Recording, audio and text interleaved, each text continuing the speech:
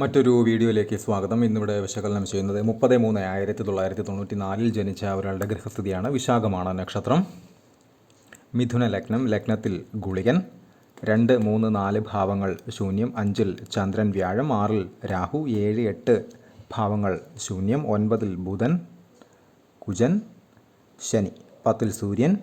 11-ൽ ശുക്രൻ. 12-ൽ കേതു. ഇതാണ് ഇദ്ദേഹത്തിൻ്റെ ഗൃഹസ്ഥിതി. ഇദ്ദേഹത്തിൻ്റെ ഗൃഹനില പരിശോധിക്കുന്ന സമയത്ത് തൊഴിൽ നഷ്ടം സംഭവിച്ചു എന്ന കാരണവുമായി ബന്ധപ്പെട്ടായിരുന്നു ഇദ്ദേഹവുമായി ബന്ധപ്പെട്ടവർ വിളിച്ചിരുന്നത്. എന്തുകൊണ്ടാണത്? ലഗ്നാൽ 10-ൽ സൂര്യൻ, 10ാം ഭാവാധിപനായിട്ടുള്ള ഗ്രഹം സാക്ഷാൽ വ്യാഴം, 5-ൽ ചന്ദ്രനോടൊത്ത് ഗജകേസരി യോഗം ചെയ്ത് നിൽക്കുന്നു രാഹുവിൻ്റെ ദൃഷ്ടിയിൽ.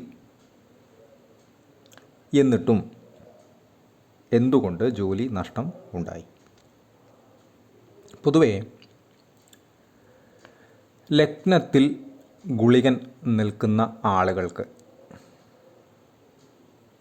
ഏതെങ്കിലുമൊക്കെ രീതിയിൽ തടസ്സങ്ങൾ അല്ലെങ്കിൽ അൺലക്ക് ഫാക്ടേഴ്സ്, ദൗർഭാഗ്യകരമായിട്ടുള്ള അനുഭവങ്ങൾ, ഏതെങ്കിലുമൊക്കെ രീതിയിലുള്ള ബ്ലോക്സ്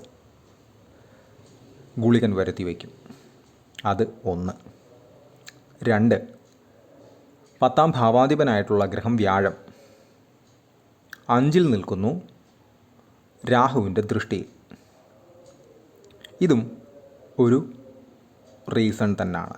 10ാം ഭാവാധിപന് രാഹുവിൻ്റെ നേരിട്ടോ അല്ലാതെയുള്ള ബന്ധം വന്നു കഴിഞ്ഞാൽ അത്തരക്കാർക്ക് മാറ്റ ജോലി എന്ന് പറയുന്ന ഒരവസ്ഥ ഉണ്ടാകാം. എന്ന് വെച്ചാൽ ഒരു ജോലി കിട്ടി അവിടെ നിന്ന് എന്തെങ്കിലും കാരണങ്ങളാൽ അത് മാറുന്നതോ മാറേണ്ടതോ ഒക്കെ ആയിട്ടുള്ള സാഹചര്യങ്ങൾ നേരിടേണ്ടി വരികയും പിന്നീട് മറ്റൊരു സ്ഥലത്തേക്ക് മറ്റൊരു ജോലിയിലേക്ക്, എന്ന് വെച്ചാൽ അതേ ജോലി തന്നെ മറ്റൊരു സ്വഭാവത്തിൽ മറ്റൊരിടത്ത് ചെയ്യേണ്ടതായിട്ട് വരാം.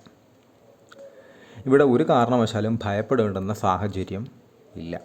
കാരണം 10ാം ഭാവാധിപൻ യോഗഫലത്തോടു കൂടി തന്നെയാണ് നിൽക്കുന്നത്. അതേപോലെ 10-ൽ സൂര്യൻ തന്നെയാണ് ഇദ്ദേഹത്തിനുള്ളത്. 10ലെ സൂര്യൻ വളരെ വളരെ നല്ലത് തന്നെയാണ്.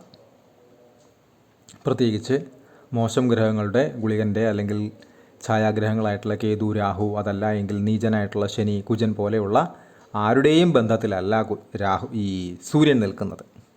അപ്പോൾ രാഹു ഇവിടെ 6-ലാണ് നിൽക്കുന്നത്. 6-ലെ രാഹു 3, 6, 8, 11 ഭാവങ്ങളിൽ രാഹു നല്ല ഫലം ഒരുപാട് പേർക്ക് കൊടുത്ത് കാണാറുണ്ട്. എന്നിരുന്നാൽ തന്നെ രാഹുവിൻ്റെ ദൃഷ്ടികളെ പ്രത്യേകിച്ചും ശ്രദ്ധിക്കണം. അതാണ് ഞാൻ നേരത്തെ പറഞ്ഞ 10ാം ഭാവാധിപന് രാഹുവിൻ്റെ ദൃഷ്ടി വരുന്നത് വഴി അതുമായി ബന്ധപ്പെട്ട് എന്തെങ്കിലുമൊക്കെ രീതിയിലുള്ള ബുദ്ധിമുട്ടുകൾ, നെഗറ്റീവ്സ് ഉണ്ടാകാം.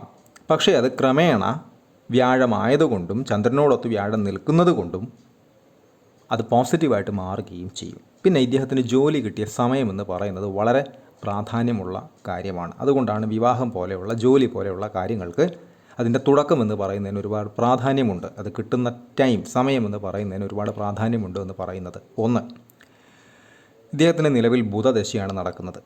അതായത് 2023 ഓഗസ്റ്റ് 15 തൊട്ട് 2040 ഓഗസ്റ്റ് 14 തീയതി വരെ 17 കൊല്ലക്കാലം നീളുന്ന ബുധദശ. അതിൽ തന്നെ സ്വാപഹാരം 2023 ഓഗസ്റ്റ് തൊട്ട് 2026 ജനുവരി വരെ ബുധൻ സ്വാപഹാരമായിരുന്നു. ഈ സമയത്താണ് ഇദ്ദേഹത്തിന് ജോലി കിട്ടിയത്. മുൻപ് ഒരുപാട് വീഡിയോകളിൽ പറഞ്ഞിട്ടുള്ള ഒരു പോയിൻ്റാണ്. ഇദ്ദേഹത്തിൻ്റെ ഈ ബുധൻ അല്ലെങ്കിൽ സ്വാപഹാരം ഇപ്പോൾ മഹായോഗം കൊടുക്കുന്ന ഒരു ഗ്രഹമാണെങ്കിൽ പോലും അതിൻ്റെ സ്വാപഹാരത്തെ ഒരല്പം ശ്രദ്ധയോടുകൂടി ജാഗ്രതയോടുകൂടി തന്നെ കണ്ടു വേണം മുന്നോട്ട് പോകാനായിട്ട്. കാരണം സ്വാപഹാരം ഒരു ഗ്രഹത്തിൻ്റെയും അത്ര നല്ലതല്ല. ഇദ്ദേഹത്തിൻ്റെ ജോലി ലഭിച്ചത് സ്വാപഹാരത്തിലും അതുപോലെ തന്നെ ഇപ്പോൾ ഇദ്ദേഹത്തിൻ്റെ ജോലി സംബന്ധമായിട്ടുള്ള അനിശ്ചിതത്വങ്ങൾക്ക് കാരണം ബുധനിൽ കേതു 2027 ജനുവരി 8 തീയതി വരെ. ഈ 2 അപഹാരങ്ങളും ബുധനെ സംബന്ധിച്ച് ഒട്ടും നല്ലതല്ല. ബുധനിൽ സ്വാപഹാരം, ബുധനിൽ കേതു, ഇത് രണ്ടും നല്ലതല്ല. അപ്പോൾ ഈ സമയത്ത് ലഭിച്ച ഒരു ജോലി ആ രീതിയിൽ അവർക്കത് നഷ്ടം സംഭവിച്ചു എന്ന് പറയുന്നതിൽ വലിയ അത്ഭുതമൊന്നുമില്ല. അതുപോലെ തന്നെ ഇവിടെ ലഗ്നാധിപനായിട്ടുള്ള ഗ്രഹം കൂടിയാണ് ബുധൻ. അപ്പോൾ ഗുളിക ഭവനാധിപനായിട്ടുള്ള ബുധനാണ്. എന്ന് വെച്ചാൽ ബുധൻ്റെ ക്ഷേത്രത്തിൽ ഗുളികൻ നിൽക്കുന്നു. അത്തരം ആളുകൾക്ക് സ്വാപഹാരം പോലെയുള്ള ബുധദശ കയറി സ്വാപഹാരം പോലെയുള്ള സമയം വരുന്ന സമയത്ത് എന്തെങ്കിലുമൊക്കെ ബ്ലോക്സ് ഗുളികനും കൂടെ ചേർന്ന് അവിടെ വരുത്തി വയ്ക്കും. അതും നേരത്തെ പറഞ്ഞ ജോലി നഷ്ടത്തിനൊരു പ്രധാന കാരണം തന്നെയാണ്. ഉപരി ലഗ്നാധിപനായിട്ടുള്ള ഗ്രഹം ബുധൻ 9-ൽ ലഗ്നാൽ 9-ൽ ഭാഗ്യസ്ഥാനത്ത് ശത്രുവായിട്ടുള്ള കുജനോടൊത്ത് ശനിയുടെ ക്ഷേത്രത്തിൽ ശനിയോടൊത്താണ് നിൽക്കുന്നത്. അതും നേരത്തെ പറഞ്ഞ ബുധദശയിൽ തുടക്കത്തിൽ സംഭവിച്ച എന്തെങ്കിലുമൊക്കെ നെഗറ്റീവ് കാര്യങ്ങൾക്ക്, പ്രത്യേകിച്ചും അവിടെ അത് ജോലി സംബന്ധമായിട്ടായിരുന്നു, അതൊരു ഫാക്ടർ തന്നെയാണ്. എന്നാൽ വ്യാഴത്തിൻ്റെ 1, 2, 3, 4, 5-ാം ദൃഷ്ടിയിലാണ് ലഗ്നാധിപൻ നിൽക്കുന്നത്. വളരെ വളരെ നല്ലത് തന്നെയാണ്. അപ്പോൾ ആ വ്യക്തിക്ക് ഉയർച്ച പറഞ്ഞിട്ടുണ്ട്. ഒരല്പം ഡിലേ, ചെറിയ രീതിയിലുള്ളൊരു ടെൻഷൻ ഒക്കെ ഉണ്ടാക്കിയ ശേഷം ആ വ്യക്തിക്ക് ഉയർച്ച എന്ന് പറയുന്നത് 100% പറഞ്ഞിട്ടുണ്ട്. അത് ലഭിക്കുക തന്നെ ചെയ്യും. 10-ൽ സൂര്യനാണ് നിൽക്കുന്നത്. 10-ാം ഭാവാധിപൻ വ്യാഴമാണ്, ചന്ദ്രനോടൊത്താണ് നിൽക്കുന്നത്. പ്രസ്തുത വ്യാഴൻ ലഗ്നാധിപനിലേക്ക് ദൃഷ്ടി ചെയ്യുന്നുണ്ട്. അത് ഭാഗ്യസ്ഥാനവുമാണ്. ഇത്രയും കാരണങ്ങൾ കൊണ്ട് തന്നെ ഈ വ്യക്തിക്ക് ഉയർച്ച ഉണ്ടായേ തീരുള്ളൂ. അത് ഉണ്ടാവുകയും ചെയ്യും. ഇദ്ദേഹത്തിൻ്റെ ദശകൾ എടുത്തു കഴിഞ്ഞാൽ വിശാഖമാണ് നക്ഷത്രം. വ്യാഴദശ അഥവാ ഗുരുദശയിൽ ജനിച്ചു.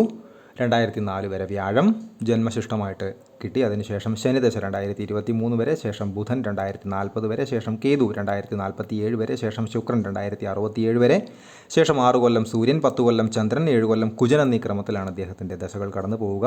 നേരത്തെ നടപ്പ് ദശ എന്താണെന്ന് നേരത്തെ വിശദമായി തന്നെ പറയുകയുണ്ടായി. ബുധനിൽ ബുധൻ കഴിഞ്ഞു. ഇപ്പം നിലവിൽ നടക്കുന്നത് ബുധനിൽ കേതുവാണ്. 2027 ജനുവരി 8-ാം തീയതി വരെ ബുധനിൽ കേതുവിൻ്റെ അപഹാരമാണ്. എടുക്കുന്ന തീരുമാനങ്ങൾ, ഗുളികൻ്റെ ദൃഷ്ടിയിൽ നിൽക്കുന്ന കേതുവാണ്.